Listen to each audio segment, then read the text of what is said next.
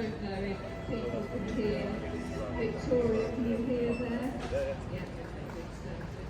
Good. Okay, so just thanks.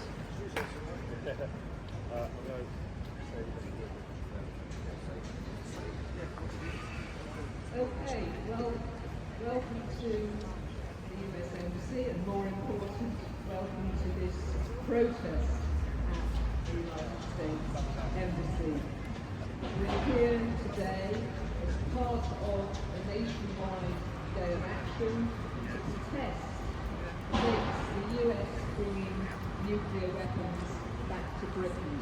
There are actions going on not only here, but also at Birmingham Air Base in Suffolk, and it's towns and cities across the country.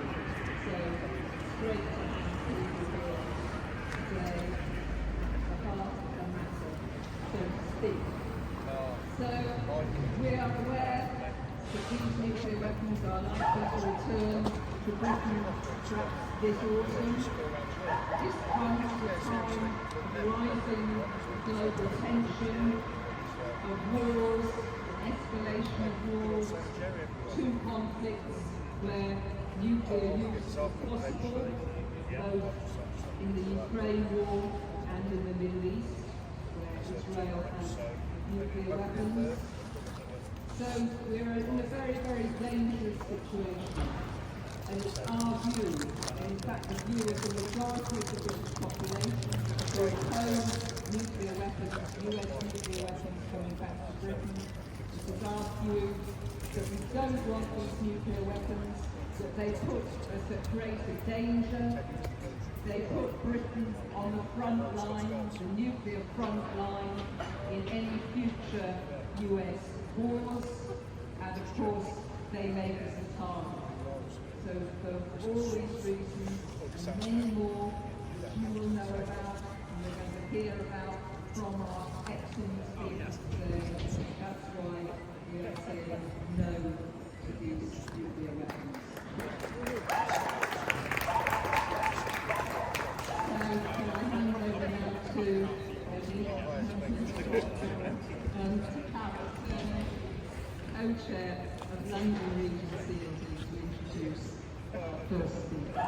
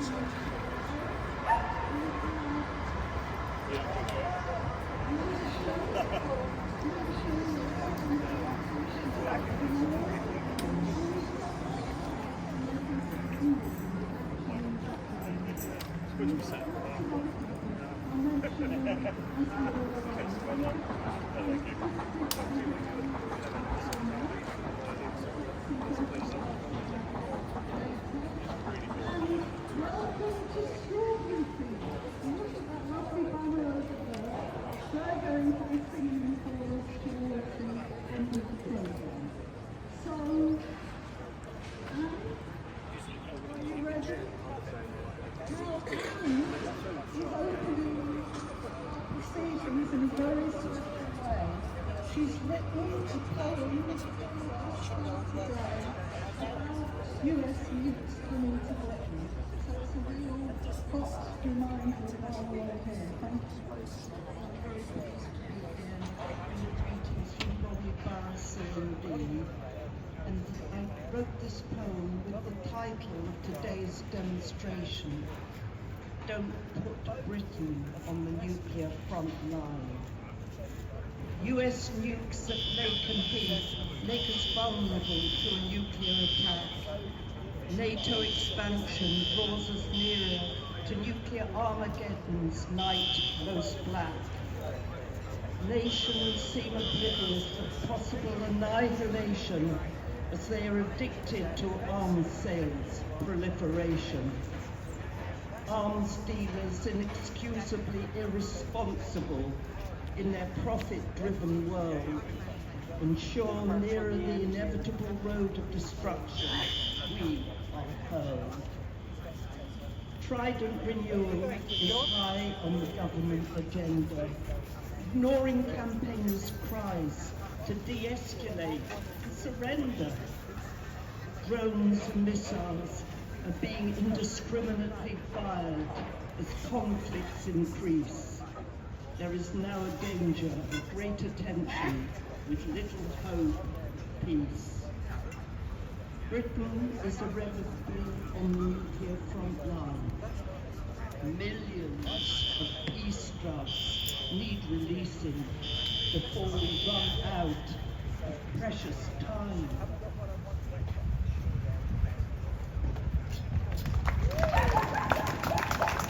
Thanks so much, that's a brilliant and a really clear message. So, in introducing our next speaker, I would like to thank the Green Party for its support for our campaign against weapons coming back to Labour Heath and for their excellent anti-nuclear weapons work over many years. So it's a great pleasure now to welcome Zach Polanski to address the crowd. He's Green Party Deputy Leader and a London Assembly member. Welcome, Zach.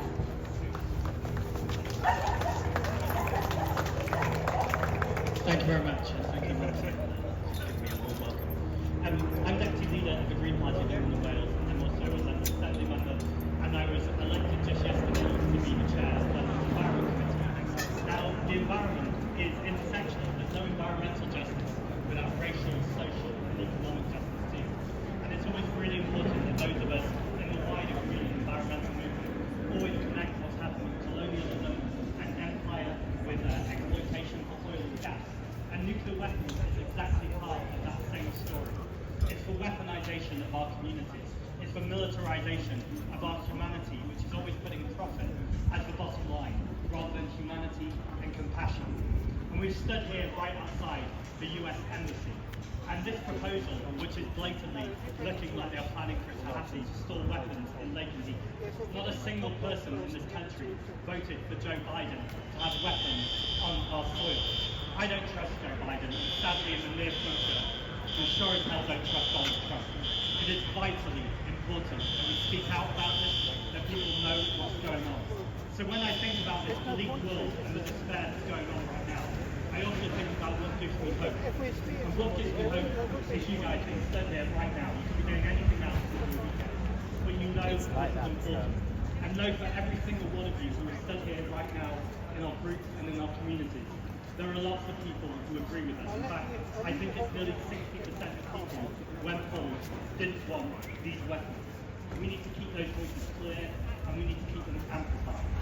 Now, this project in Lakenheath will not only be environmentally destructive for the local community, it is also disastrous for the global community.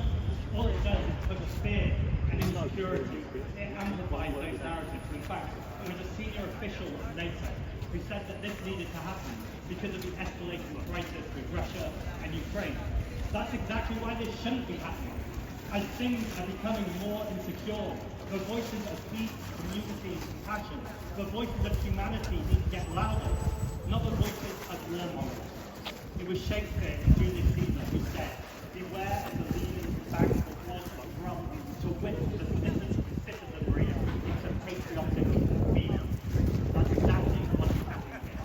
And we must be clear that we have the confidence, the compassion, the energy, the organisation to speak out against it. So keep speaking in your communities. Know that people are on our side, peace and justice are on our side. Together we will win. This has happened before. In the 1950s, we saw that there was nearly a disaster. In fact, it was described as East England nearly became a desert. We know the women on Greenham Common. The fact that these weapons have been sent before means we have won before, and we will win again. So solidarity, our cause is just, our cause is peace, and our cause will win. Thank you. Brilliant. Thanks very much indeed, Zach. And you mentioned there Green and Pond and the Women's Peace Cafe. If anyone doesn't already know, there is going to be a peace camp at Lakenheath for 2 weeks in July.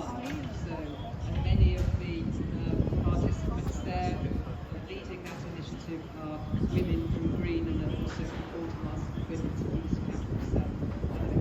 So, seizing the moment, and I hope that many of you will go and visit them or join them if you're able to do that. So it's a great pleasure to welcome our next speaker.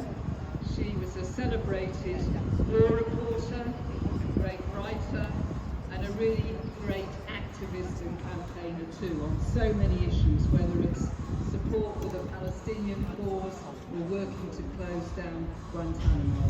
Please welcome Victoria Whitney.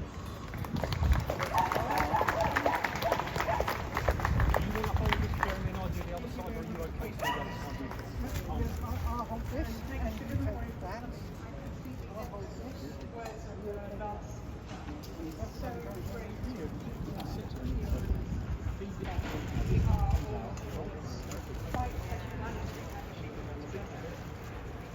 So I'm going to be alone. It was written by Jim Jordan, born in Harlem in 1939. And she wrote this poem in 1960.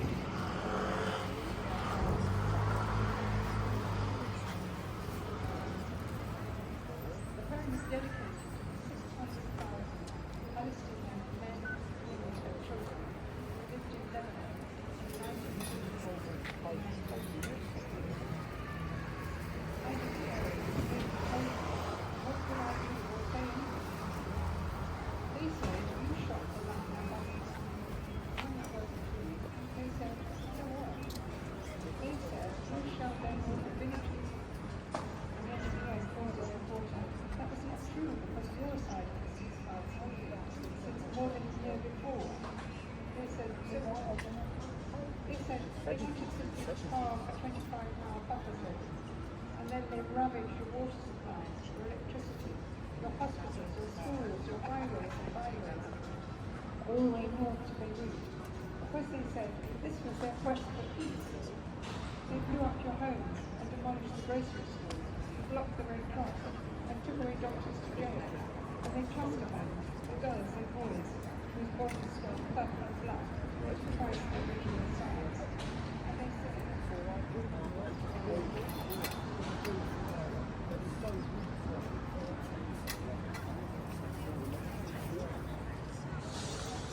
brilliant military accomplishment.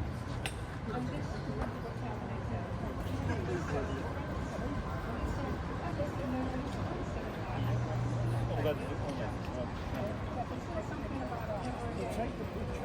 You made close to 1 million in less than 3 weeks. And they killed your men, 40,000 of your men and your women and your children. But I don't know.